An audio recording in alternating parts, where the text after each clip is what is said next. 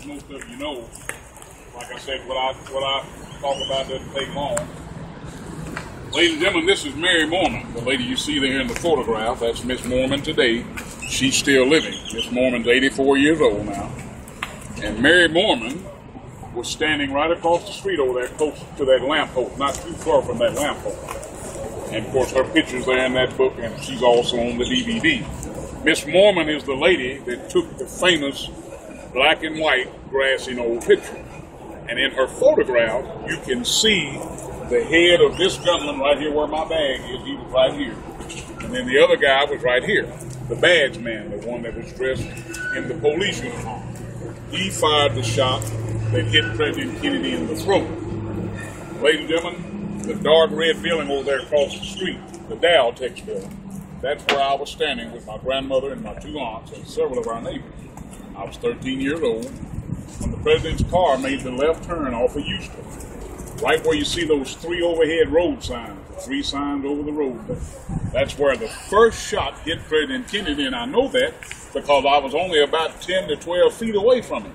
I saw his arms go up when he grabbed his throat. The second shot hit the president in the back, in the shoulder, right there, from up above. I saw the bullet go into his coat, and he grabbed his throat at the first shot. Second shot hit him in the shoulder, and he kind of went forward, not violently.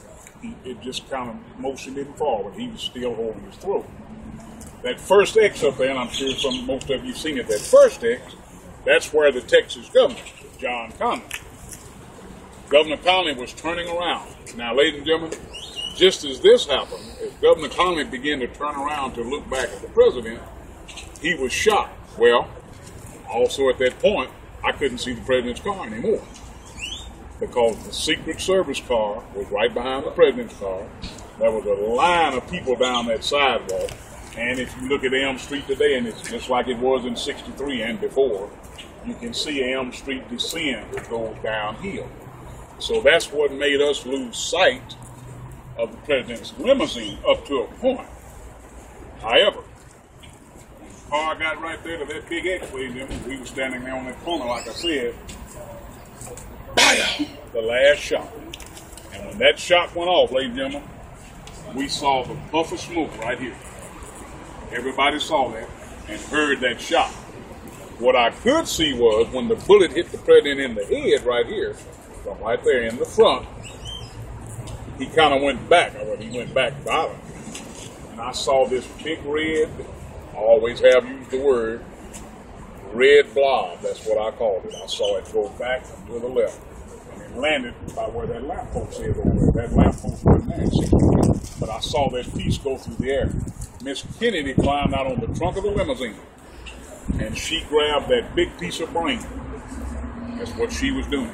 She got it. So with Miss Kennedy being able to do that, and the fact we saw the big piece go back to the back and left, we knew, ladies and gentlemen, that shot had come from here. There was no doubt. We saw the puff of smoke, heard the shot. And then, of course, several people ran up here. Ladies and gentlemen, I always show everybody this, and then I'll be through. I do want to show you this because he's still living. In fact, I saw him day before yesterday. He's in very, very bad shape. His health is declining daily. I might drop dead in the next 5 seconds, but the doctors are saying he's probably not going to live too much longer, but they don't know that. He turned 81 years old just a few days ago, September the 12th, and don't tell me I didn't bring the picture today. I have a series of pictures here from the day of the assassination as well as over my years of research in the case of being here. And maybe I didn't bring it. But anyway, ladies and gentlemen, Officer Bobby Hargis, he's still living so far. And Officer Hargis was riding the motorcycle just to the left of the president's car. And when this bullet hit the president in the head, Officer Hargis was splattered. Ladies and gentlemen, he was splattered with blood and brain debris. It went back and to the left and hit him in his face. His motorcycle helmet, his shirt, his shield on his motorcycle was all off. There it is. That's Officer Hargis right there, ladies and gentlemen, with me in that picture. And ladies and gentlemen, that man right there, B.W. Hargis, He is the greatest witness to the Kennedy assassination. He is the greatest witness, for he was only a foot and a half from the president when that bullet hit him in the head from right here. And like I said, you see it there in that book you hold in your hand. That blood and brain debris went back and just splattered Officer Hargis. Officer Hargis stopped his motorcycle. There's pictures of it right there. Jumped off of his motorcycle, even though his face looked like a horror movie. He was just covered with blood and brain. And he ran up this hill. And it was Officer Hargis who coined the famous phrase. He said, "I ran up the grassy knoll." That's where the term grassy knoll came from, that man right there. When he got up here, he was confronted. I'm sure some of you heard Marshall talking about the men with the Secret Service badges. Officer Hargis was confronted by those two men, saying they were Secret Service agents, but they weren't. And he'll tell you that today. I just saw him Thursday. He comes here quite often, of course, not lately because he's been very sick. Another great person, ladies and gentlemen, that was here that day, and he also was at the theater. In fact, he was one of the arresting officers of Lee Harvey Oswald, Officer Robert Rowe. That's Officer Rowe right there, Robert A. Rowe. Officer Rowe, like Officer Hargis, is still living. He's 79. Officer Hargis is 81. They were both here in Dealey Plaza when President Kennedy was. Officer Rowe was a Dallas police officer for 31 years, and Officer Hargis 45. And they were both here. And they will both tell you today, as they did on the day of the assassination, that the last shot came from here. Some 28 to 30 Dallas police officers ran up here with their pistols in their hand. There's a picture there, you see one of them running across the plaza. Wayne Hill, he's still living. And they told this to the Warren Commission, ladies and gentlemen, these officers. There were 2 FBI agents in Dealey Plaza when the president was killed. Of course, one of them was murdered about 3 weeks after the assassination. You must remember, ladies and gentlemen, as it tells you there, within 2 years and 7 months of John Kennedy being killed, after he was killed, 21 witnesses within 2 years and 7 months were dead. Mr. Lee Bowers, he was right there in that building you see with the red roof there, the old railroad tower. He was in that very window. And of course, by him being up above the ground, he had a perfect view of this, and he saw these 2 men fight. Mr. Bowers was murdered August the 9th, 1966. And in between that, several other witnesses, Dorothy Kilgallen, Hank Kincaid, Mr. John Emerson, Mr. Fitzpatrick and his wife were both murdered. And these were people that were back here who actually physically saw the gunman shooting, ladies and gentlemen. Now, some of you know this story, some of you heard it, you believe what you want to. Ladies and gentlemen,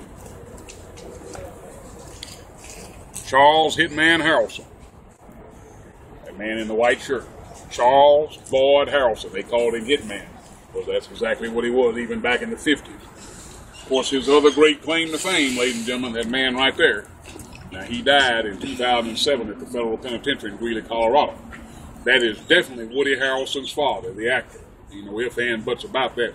The government documented that on the day of the assassination. And he was the man they called the badge man, and he fired the shot that hit President Kennedy in the throat. This man, ladies and gentlemen, right here, 24 years old on the day of the assassination, same age as Lee Harvey Oswald. His name at birth was James Sutton. He later changed his name to James Files, F-I-L-E-S. Mr. Files is currently at Statesville Prison in Joliet, Illinois. And in 1966, ladies and gentlemen, he first admitted in 66, May the 23rd, that he fired the fatal headshot that killed John Kennedy, and he did. He had a Remington 222 fireball pistol, not a 22, a 222 fires a rifle round. That's what he used. And he hit the president in the temple. He blew out the back of his head. He fired that shot. The government is now admitting that, but they've known it since, well, actually the day it happened. And you can go up, pull it up on your phone there, his name, and you can get his DVD called The Confession of the Classic. But these 2 men were the gunmen here on the grassy knoll. One's dead, one's living. And they've known that since day one, ladies and gentlemen. It has been covered up. As President Obama spoke here 3 years ago in Dallas, he was here doing his first campaign 4 years ago. And he said they've always known that the Kennedy assassination was a conspiracy, but that the government, Congress, CIA, and many other people in the government covered it up, and it's still being covered up today. Some of it leaked out during Watergate in the 70s, during the Nixon scandal, and about the Kennedy assassination. So, ladies and gentlemen, that's all I tell. My name is Mike Brownlow. I don't sell anything here in the plaza. I've been coming down here to this plaza for 46 years this year, talking to people. Been doing tours down here since I was 14, 15 years old. And I've been in Dallas all my life, born in West Texas, Amarillo, but I've lived here in Dallas all my life. And I was 13 years old on the day of the assassination. We came down to see the president, like many other people. So I hope I've given you some guidance to the truth. Like I said, I don't sell anything. I do accept small gratuities. People give me little tips for the tour if you like. If you don't, that's fine too. My picture is in the book, and I will autograph it on page 7. And I hope I give you some guidance to the truth, and appreciate you listening. Thank you.